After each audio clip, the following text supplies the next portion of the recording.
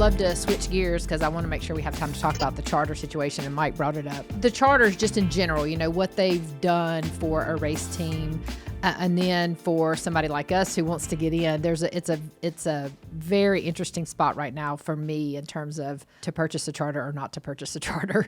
There's been no movement, obviously, in 2022, so much movement, obviously, with you guys in 2021 on charter positions. But, just curious how you see it working for the teams. What do you see going into the future as far as new teams being able to come in, what that investment looks like? I mean, that's the biggest thing for us is right now we can't make sense of the investment, right? Between the dollar figures that are being thrown around for what a charter is worth or valued at, what it's going to be worth and valued at after the TV contract comes out, and the TV negotiations, and then sponsorship on top of that, and then the assets that you need on top of that, the capital that you need on top of that to make it all work.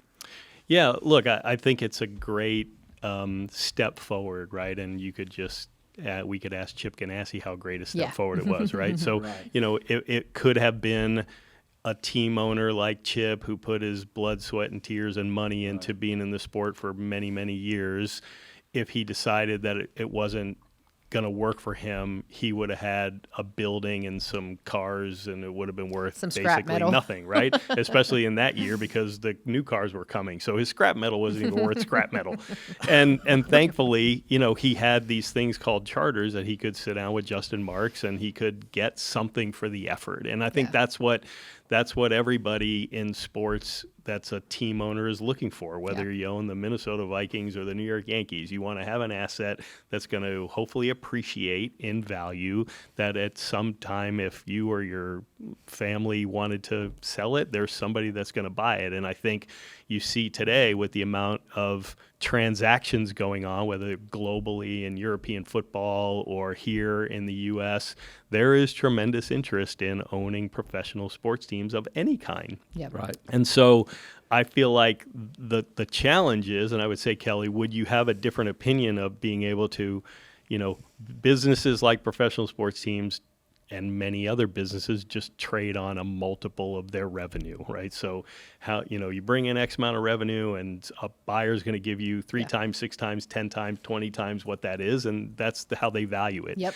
I think the challenge right now is because after 2024, nobody knows what that revenue is going to be. Like. You can't value it. Yeah. How could you? I think once that happens, there's going to be a lot of people that are going to say, oh, okay, let me take a look at this and see this charter over the next 8 years, 10 years is going to throw off this much money, and then I need this much money in sponsorship. And if I come up with that number and you can find a willing person who owns a charter now, there's a conversation to be had. So that would have never happened before without charters, just like it doesn't happen in the NBA without franchises and their whole model. So it's a great model for teams. Scarcity is what drives value as well. So there's 36 of them, right? Like that's it. There's 32 NFL franchises. That's it. Yeah. So if you want to be in the game, there's something to be to have around a conversation with that. And so for me, that's all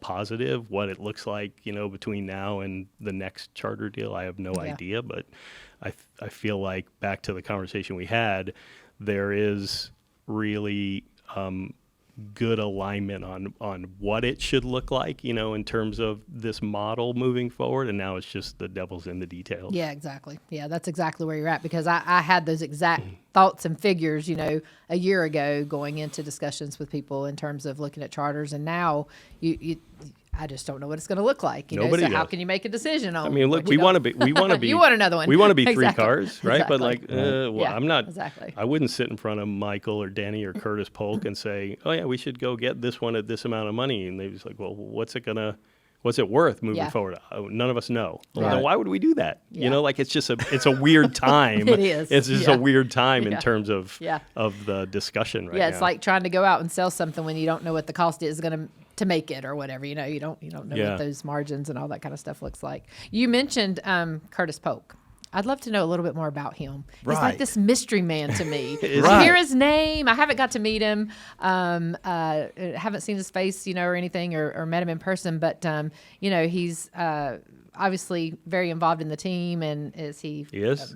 Former manager of Michael's? Like what's? He manages Michael's, businesses and business ventures. And has he been his with Michael family. for a long time? Very, very Gotcha, long time. gotcha. Very long time. Michael's whole team, whether it's him or Esty Portnoy, who does marketing and PR, Gene Mason, Michael has a great group of people that surround him and kind of help him manage all of his different business issues. And Curtis, is one of the smartest people I've ever been around, and who I work with the most in terms of kind of managing what we're doing from a race team perspective. And with his experience with the NBA team and just in sports in general, has a very interesting perspective on what NASCAR could be if we do some of the things we've already talked about, collaborate and kind of all of us give a little to make the pot much bigger, and that's why he's wanted to be involved. I think his quote was that him and Michael talk about NASCAR being this sleeping giant, like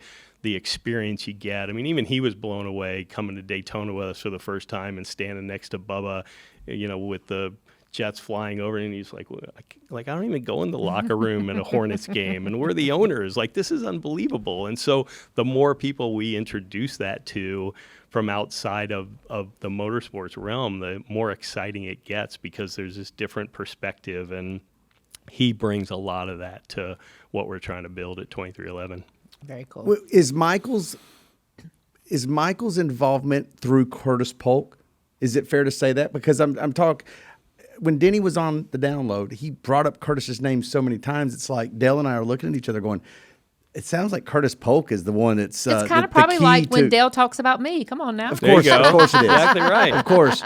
But like, I'm curious of like, what is the management of 2311 look like, and where does Curtis fit into that on a day-to-day basis? I mean, there's an ownership group, which is Michael, Curtis being part of that as well, Denny, and that's who me and our competition group kind of keep involved, just like you would any report owner, to, right? So to speak, like that's who we report to, and I think Michael, while it was him that kind of said, let's go do this, after him and Curtis looked at sort of the business plan that we put together in terms of forming 2311, Curtis is involved more on the day-to-day business stuff with me and, Denny and the team.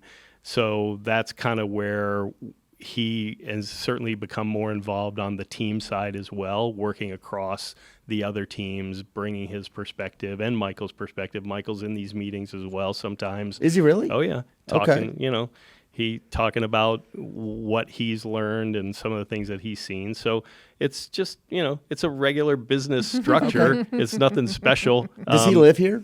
Who? Curtis. No. Curtis does not live here. Does not live here. Okay. But not that you need to. You don't, of course you don't. Not in today's world.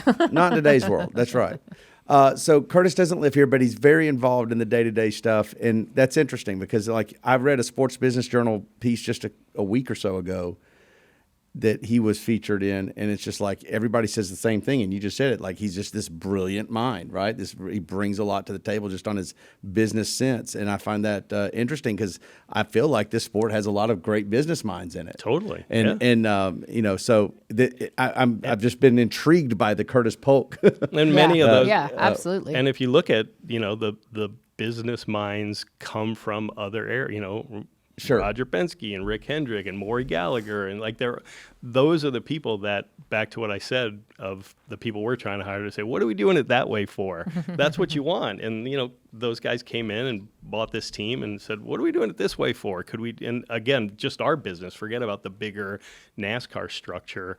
And I think that's valuable beyond any thoughts that I would have had to pushing us into different places. I hear you. So Kelley, to put a bow on the charter conversation, fair to say that we get asked about once a week on what's the latest on our interest Buying into one? it, on buying one. Yeah. Or two. Right. Well, are you trying to buy two? That would be ideal. Trying to buy, I gotcha. We'll just get started with one, but yes. And so let's just go ahead and just address this week's concern. Is like, is it a wait and see game? I mean, obviously, it's absolutely a wait and maybe see you game. guys can't throw out the numbers or mention the numbers that are being thrown around, but I can. I know what I read. We're seeing numbers like $35 million for a charter. I love hearing Dale react to that because I know how tight Dale is with cash. I always make the joke that he's the brokest rich guy I've ever met, right? Because it's like, you go through a Taco Bell drive-through and he's he never like, has money. you gonna be able to pay for this? Right. So like when you say $35 million, Dale Jr. about passes out, right? But that is an extraordinary number. And I think that, like, if we're saying, let's see what that number, what if that number keeps going up? Great for the charter holders, bad for the people trying to buy one, right? Well, I think to Steve's point earlier, I mean, you've got, business people make business decisions, right? So, I don't know very many people, unless, maybe Elon Musk or someone like that, that's just going to, throw a wad of money at something that, he's not sure what the return's going to be or what it's going to look like. Right. But, but most business people are going to look at the model. They're going to look at the revenue. They're going to look at those multiples and try to figure out, that's how you buy a business, right?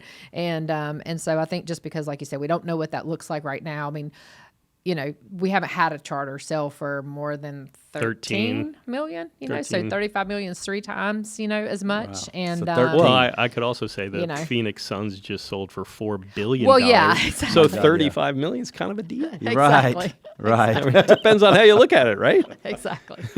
That's right. It just depends on how you look at it. Yeah, Tell that so to true. Dale. I mean, believe me, it's a lot of money. It's a lot of money. Hey, if you like that video, like and comment below, and don't forget to subscribe so you'll never miss another piece of Dirty Mo Media content.